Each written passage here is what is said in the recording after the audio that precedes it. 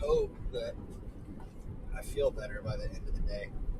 Yesterday, I felt a hell of a lot better after I stopped driving, drank a beer, ate a salad, figured I was just going to stay in that town. The next town up, Weldon, was an hour away. So maybe I can feel better by this afternoon with no beer and no hotel to stay in and camp out somewhere here because, man, it looks good to camp, I think. Especially if it don't rain, man.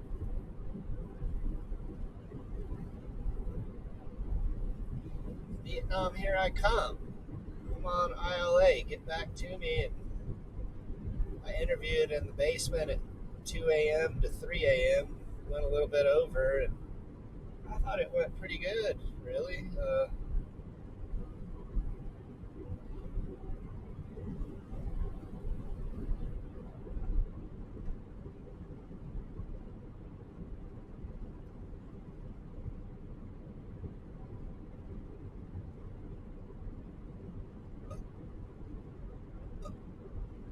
Just waiting to hear back. So that's two jobs. I'm officially in SIU, waiting on a call update, which they said 4 months. Some people said theirs was 3 months. Typical that everything involved with that program, whatever the information source is, they're right about a third of the time. They're guessing wildly about a third of the time, and they're just wrong a third of the time.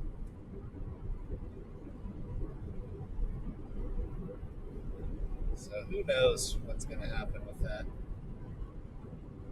But I'm ready to go to sea and then do this when I'm not at sea. Now that I'm not done with it, but doing it in America, probably might spend some time somewhere else. But this is as good as I expected or better. I get out of it with no crashes, no break-ins, no mechanical failures. I hesitate to say no getting stuck on dirt tracks because I got a dirt track I planned up here. But I'll see. I can do that. I mean, if I get a little bit stuck, that's okay. If I can get in and out of being stuck in an hour, then that's not even stuck. But obviously, on my little Toyota, I got no winch, got no chain, got no rope, got no nothing. Almost tempted to go buy a hand winch, but I don't know what anchor point I can attach it to on the car. And then out here, it's not like you can tie it up to a tree trunk.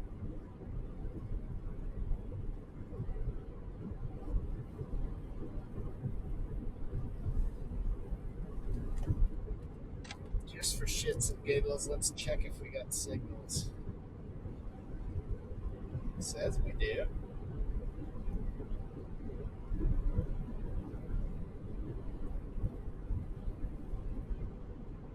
Yeah, back in business. We left. I left, too. I forgot it till today. But you glow in the darkness, and I don't think my blaster, if I had one, would hurt you. Tell me, can you fly?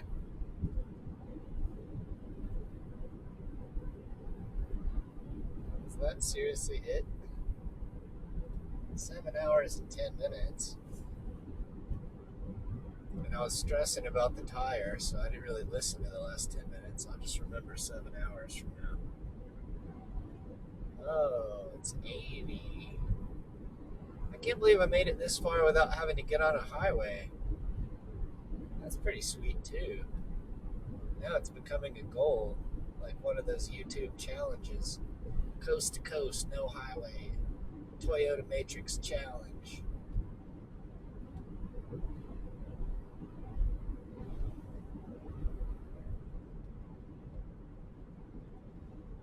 Making headway.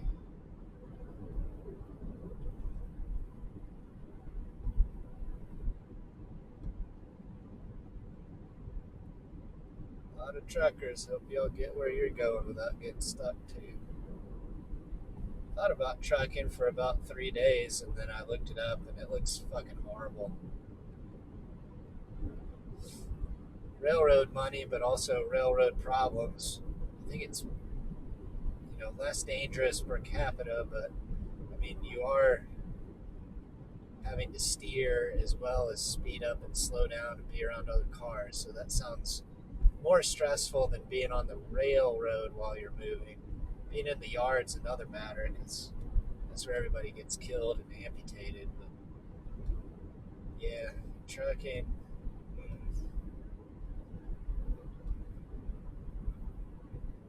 I think maybe if you were inclined to start a business and run a trucking business, then you could do the trucking yourself for like 5 or 6 years and then be out of the seat.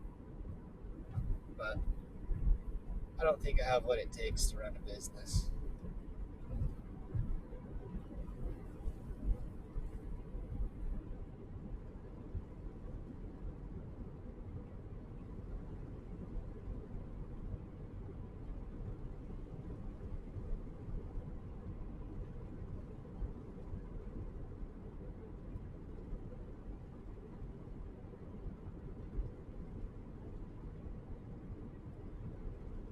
I like those power line designs.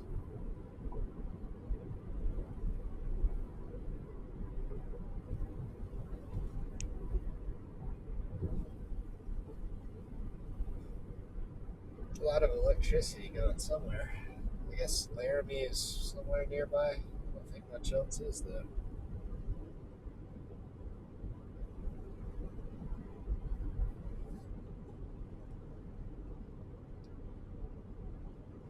Well, turn back on the story, you varmint.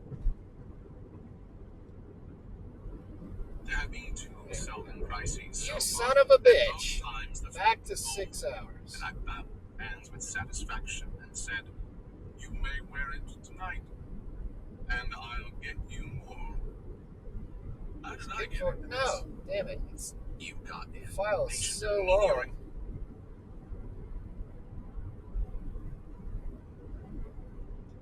The file is so long. If you try to skip just a little bit, it cuts 30 minutes ahead. Alone on the fringes of the land with what book? This rate. Parsecs off.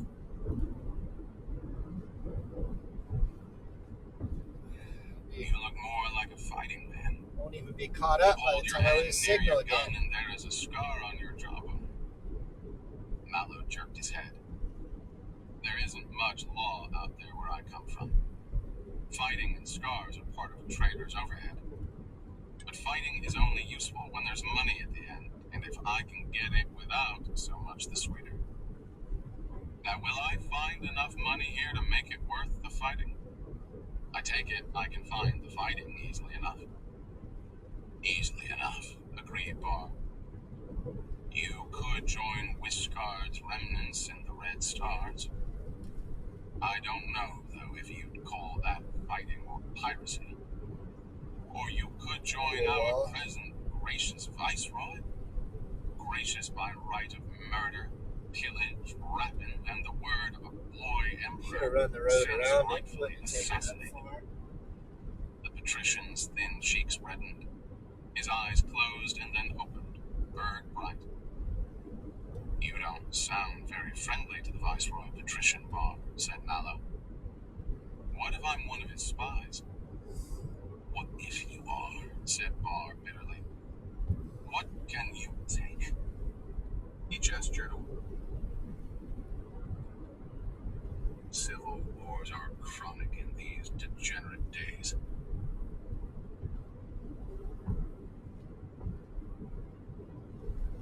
I help him by introducing a new enemy. And were I a friend of the Viceroy, as I am his enemy, I would tell him to string outer space with ships, clear to the rim of the galaxy. There are no ships there. Did you 1100 find hours. any? Did any space guards question your entry? With ships few enough and the bordering provinces filled with their share of intrigue and iniquity, none can be spared to guard the barbarian outer suns. No danger ever threatened us from the broken edge of the galaxy. Until you came. I'm no danger. There will be more after you. Mallow shook his head slowly. I'm not sure I understand you. Listen. There was a feverish edge to the old man's voice. I knew you when you entered. You have a force shield about your body, or had when I first saw you. Doubtful silence, then... Yes, I had. Good. That was a flaw, but you didn't know that. There are some things I know. It's out of fashion in these decaying times to be a scholar. Events race and flash past, and who cannot fight the tide with atom blast in hand is swept away, as I was. But I was a scholar, and I know that in all the history of atomics, no portable force shield was ever invented. We have force shields. Huge lumbering powerhouses that will protect a city or even a ship, but not one single man. Ah. Mallow's underlip thrust out. And what do you deduce from that? There have been stories percolating through space. They travel strange paths and become distorted with every parsec. But when I was young, there was a small ship of strange men who did not know our customs and could not tell where they came from. They talked of magicians at the edge of the galaxy, magicians who glowed in the darkness, who flew unaided through the air, and whom weapons would not touch. We laughed. I laughed, too. I forgot it till today. But you glow in the darkness, and I don't think my blaster, if I had one, would hurt you. Tell me, can you fly through air as you sit there now? Mallow said calmly, I can make nothing of all this. Barr smiled. I'm content with the answer. I do not examine my guests. But if there are magicians, if you are one of them, there may someday be a great influx of them, or you. Perhaps that would be well. Maybe we need new blood. He muttered soundlessly to himself, then, slowly, but it works the other way, too. Our new viceroy also dreams, as did our old Wiscard. Also after the Emperor's crown? Barr nodded. My son hears tales. In the Viceroy's personal entourage, one could scarcely help it. And he tells me of them. Our new Viceroy would not refuse the crown if offered, but he guards his line of retreat. There are stories that, failing imperial heights, he plans to carve out a new empire in the barbarian hinterland. It is said, but I don't vouch for this, that he has already given one of his daughters as wife to a kinglet somewhere in the uncharted periphery. If one listened to every story I know, there are many more. I'm old, and I babble nonsense. But what do you say? As a sharp old eyes peered deep. So the trader it's either not that heavy or I say nothing. not that steep a terrain. But I'd like to ask something. Does Serwena have atomic power? Now wait, I know that it possesses the knowledge of atomics. I mean, do they have power generators intact? Or did the recent sack destroy them? Destroy them? Oh no. Half a planet would be wiped out before the smallest power station would be touched. They are irreplaceable and the suppliers of the strength of the fleet. No, I don't think there's any names, actually. We have the largest and best on this side of Trantor itself. Then what would I do first if I wanted to see these generators? Nothing, replied Barr decisively. You couldn't approach any military center without being shot down instantly. Neither could anyone. Serena is still deprived of civic rights. You mean all the power stations are under the military? No. There are the small city stations, the ones supplying power for heating and lighting homes, powering vehicles, and so forth. Those are almost as bad. They're controlled by the tech men. Who are they? A specialized group which supervises the power plants. The honor is hereditary, the young ones being brought up in the profession as apprentices. Strict sense of duty, honor, and all that. No one but a tech man could enter a station. I see. I don't say, though, added Barr, that there aren't cases where tech men haven't been bribed. In days when we have 9 emperors in 50 years, and 7 of these are assassinated, when every space captain aspires to the usurpation of a viceroyship, and every viceroy to the Imperium, I suppose even a tech man can fall prey to money. But it would require a good deal, and I have none. Have you? Money? No. But does one always bribe with money? What else? When money buys all else. There is quite enough that money won't buy. And now, if you'll tell me the nearest city with one of the stations, and how best to get there, I'll thank you. Wait. Barr held out his thin hands. Where do you rush? You come here, but I ask no questions. In the city, where the inhabitants are still called rebels, you would be challenged by the first soldier or guard who heard your accent and saw your clothes. He rose and from an obscure corner of an old chest brought out a booklet. My passport. Forged. I escaped with it. He placed it in Mallow's hand and folded the fingers over it. The description doesn't fit, but if you flourish it, the chances are many to 1 they will not look closely. But you'll be left without one. The old exile shrugged cynically. What of it? And a further caution. Curb your tongue. Your accent is barbarous, your idioms peculiar, and every once in a while you deliver yourself of the most astounding archaisms. The less you speak, the less suspicion you will draw upon yourself. Now I'll tell you how to get to the city. 5 minutes later, Mallow was gone. He returned but once, for a moment, to the old patrician's house, before leaving it entirely, however. And when Onum Barr stepped into his little garden early the next morning, he found a box at his feet. It contained provisions, concentrated provisions such as one would find aboard ship, and alien in taste and preparation. But they were good, and lasted long. Chapter 11.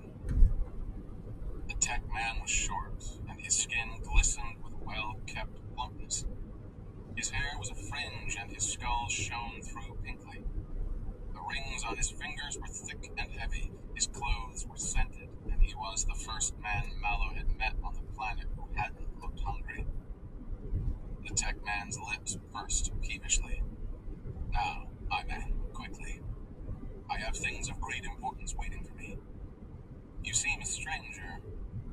He seemed to evaluate Mallow's definitely un-Sudanese costume, and his eyelids were heavy with suspicion. I am not of the neighborhood, said Mallow calmly. But the matter is irrelevant. I have had the honor to send you a little gift yesterday. The tech man's nose lifted. I received it. An interesting gewgaw. I may have use for it on occasion. I have other and more interesting gifts, quite out of the gewgaw stage. Oh. The tech man's voice lingered thoughtfully over the monosyllable. I think I already see the course of the interview. It has happened before. You are going to give me some trifle. Looks like a railroad town here to the left, nestled down in this little, I don't think it's a valley, I don't know what the word for it is. A lowland, out of the wind. Like the trees, they don't like it up there in the wind either. Train went by there, so at some point it was probably a railroad town, but no need to switch in there now. Hope not. Sure would be a rough place to switch. And that town is Hannah. Fuck it. I'm going to Hannah.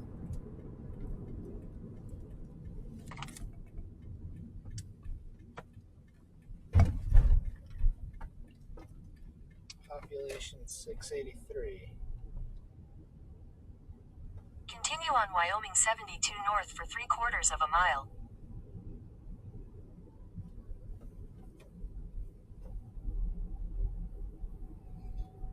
Certainly feels like going into a place that nobody goes into. Glad I didn't get out the piss there.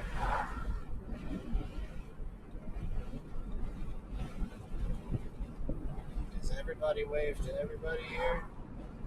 I reckon they do.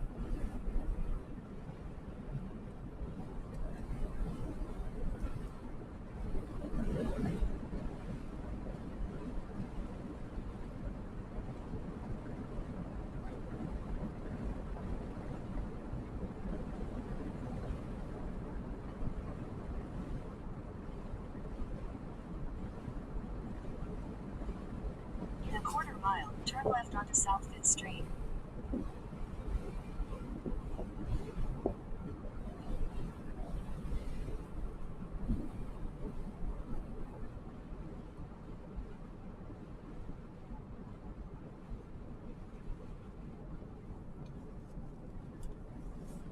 Well, what's going on in Hannah?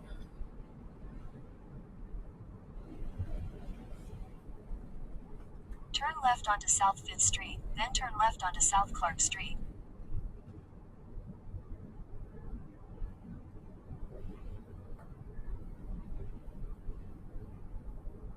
In 500 feet, turn left onto South SRV Road.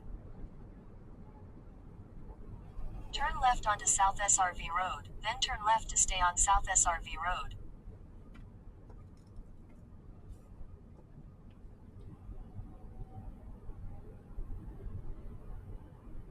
Turn right onto South 3rd Street, then slide right onto Love Street. Baptist Church. In a 1/4 mile, make a U-turn. Hometown Market. It's open.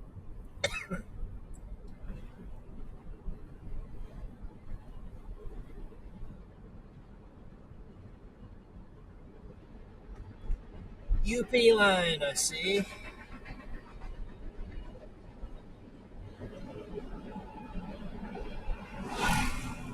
First one didn't wave.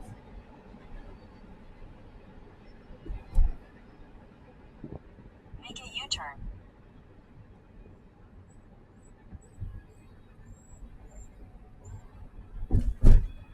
Some kind of monument, but it ain't got nothing on it. Continue on Wyoming 72 south for 1.5